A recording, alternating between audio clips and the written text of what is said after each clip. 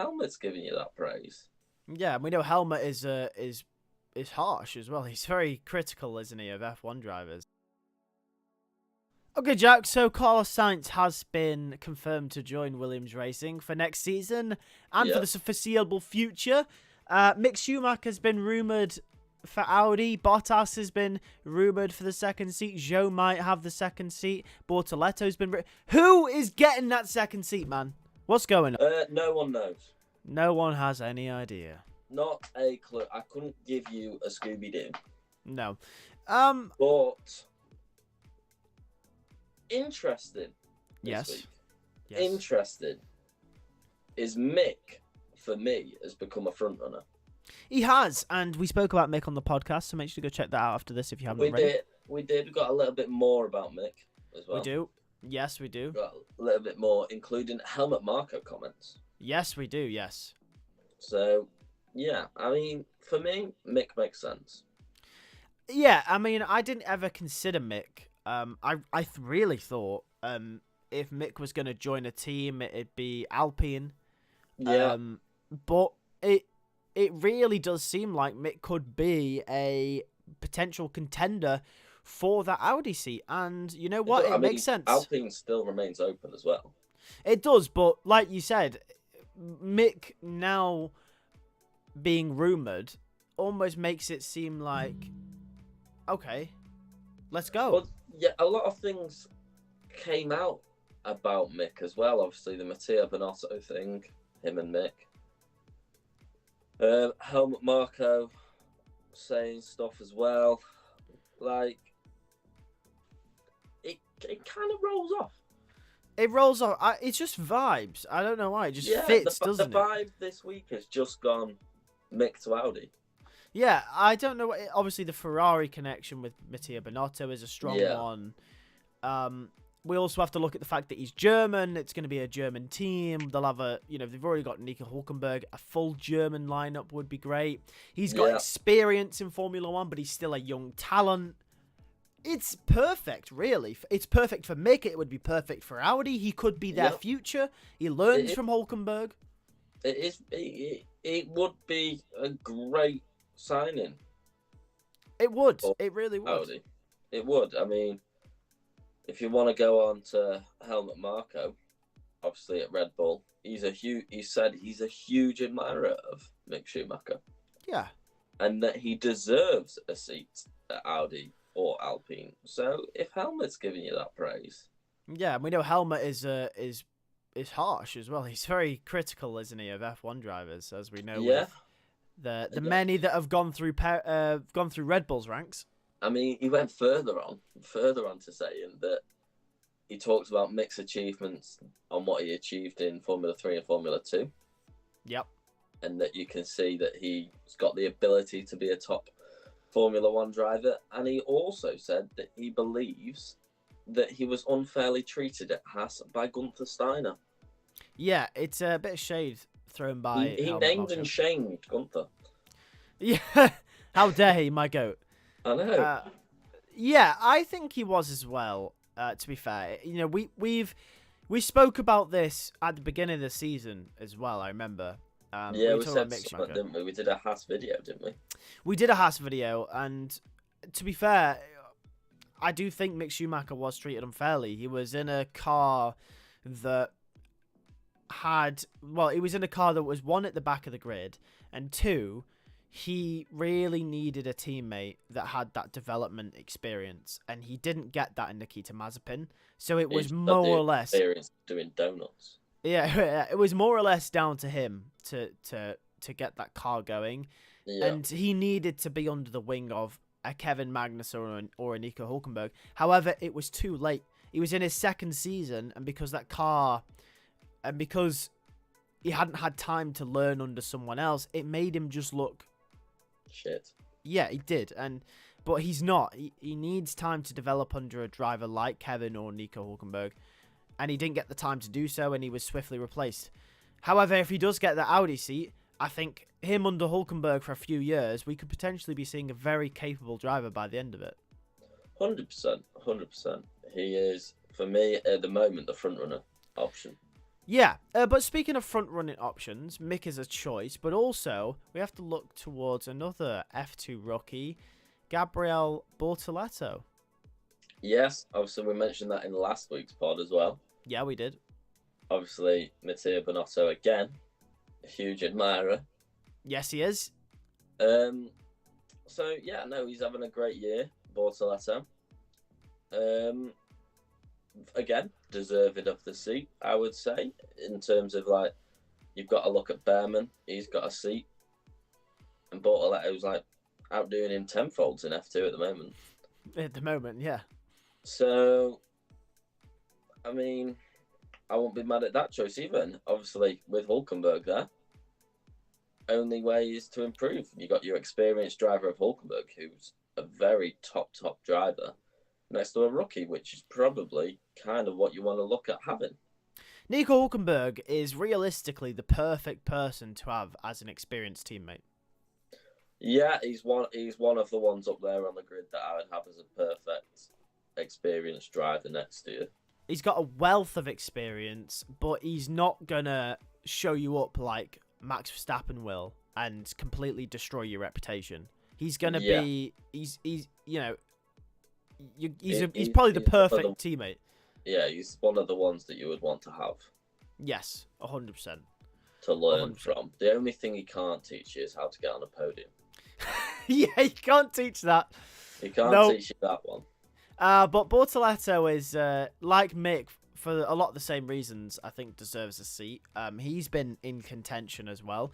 I think Mick and Gabriel Bortoleto are the two main contenders at the moment for that seat. But there are some outside options.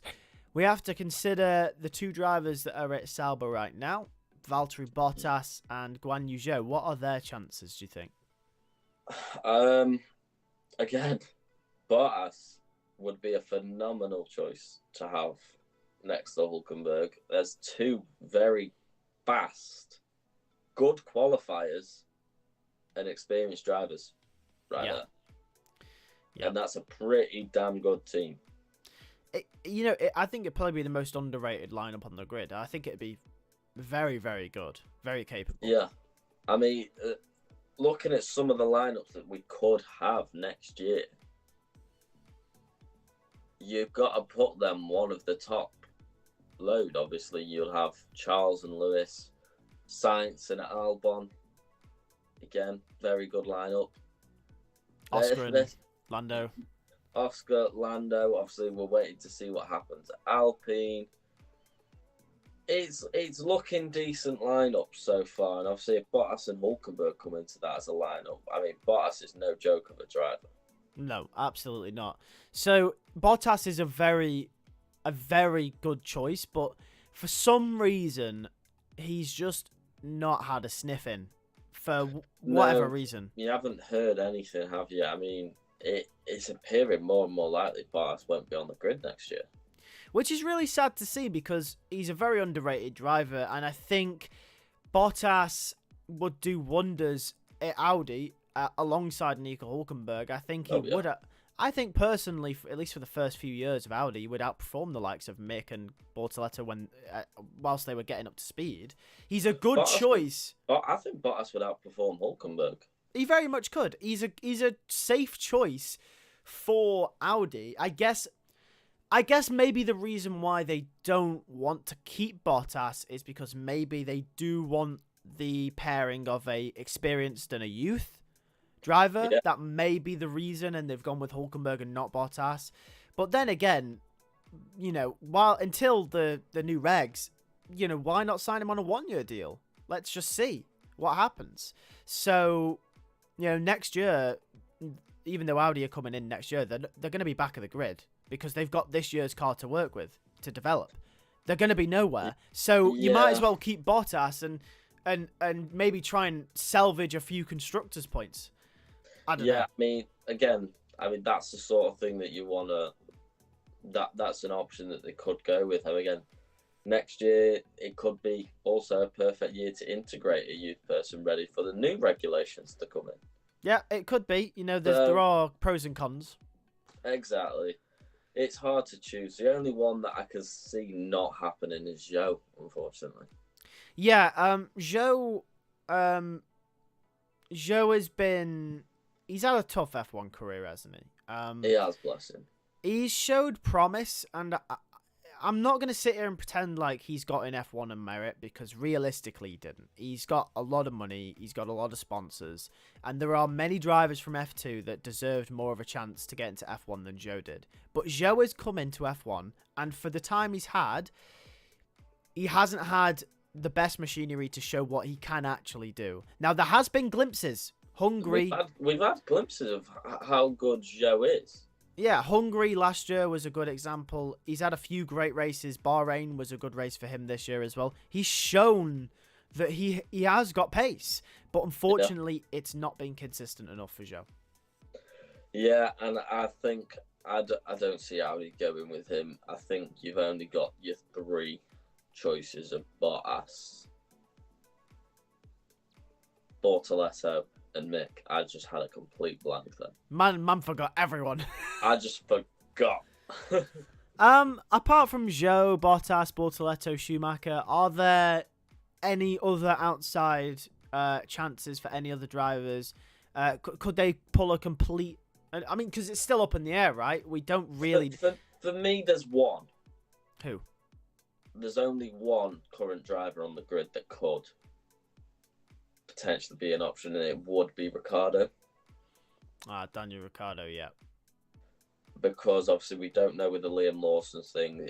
If Perez stays, Lawson comes in, Yuki stays, Ricciardo's out of the seat, Audi is an option.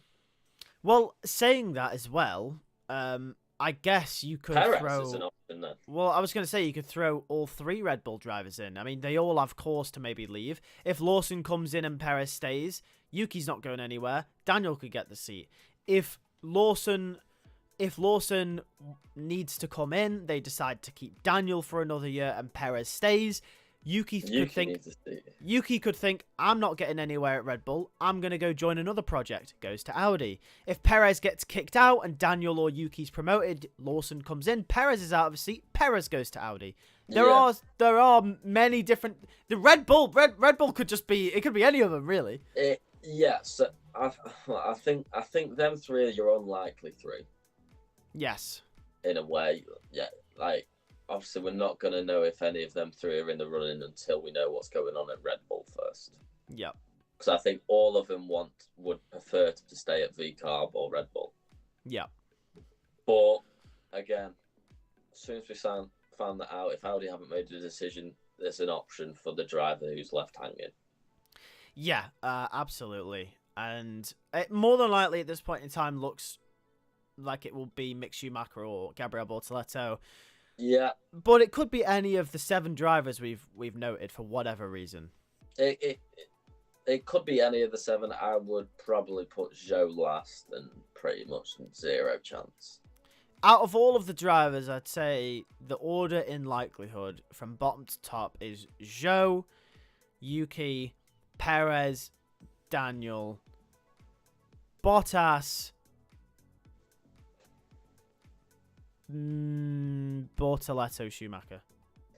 That's what I'm thinking. I would go Zhou, Yuki, Perez, Ricciardo, Bottas, Bortoleto, Schumacher. Bortoleto, Schumacher interchangeable because you don't know. No, yeah, we don't know that one. It's them two are the front runners. Yeah, them two are the front runners at the moment for us. I mean, anyone that we've missed, let us know in the comments below, because, you know, Audi are a new team. You know, we don't understand fully all the connections they have yet. They could completely throw a curveball. Because... You know, they could get someone from IndyCar. Who knows? You don't know, do you? Who knows? Who knows? But anyway, thank you for watching. I mean, to be fair, I mean, I'd be surprised if an F1 team doesn't snatch up a Wasser at least as a reserve driver at some point. I would be surprised because he's a very underrated. I love a Wasser. Yeah.